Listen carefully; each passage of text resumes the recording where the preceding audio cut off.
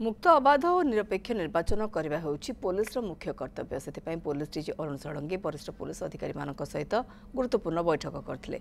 निर्वाचन नहीं police enforcement को वृद्धि करा जिवो, वारंट थिबा अपराधी मानकु धरिबा सहित मादक द्रव्य उपर नियंत्रण आनिबा पई पदक्षेप ग्रहण करा जिवो। 5 दिन भितर 30 जिले में पाखापाखि 3000 वारंट को कार्यकारी करा जायछि। एहा द्वारा निर्वाचन समय अपराध मुक्त होई परिबो बोली कहिसंती पुलिस डीजी।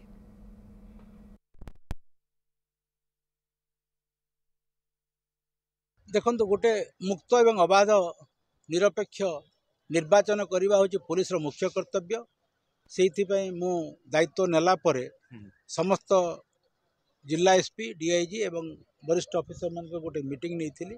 विशेषकर आमर जो एनफोर्समेंट एक्टिविटी अच्छी बढ़ेवा पड़ो।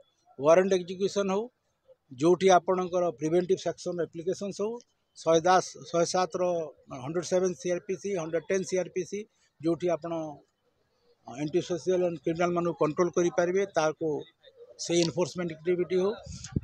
तापरे जो आपणकर मादक द्रव्य विभिन्न प्रकार मद गंजेई ता विरुद्ध गोटे स्पेशल ड्राइव करने कहीलु। 5 दिन भितर सारा ओडिशा पुलिस रे सारा जिला 30टा जिले में से 5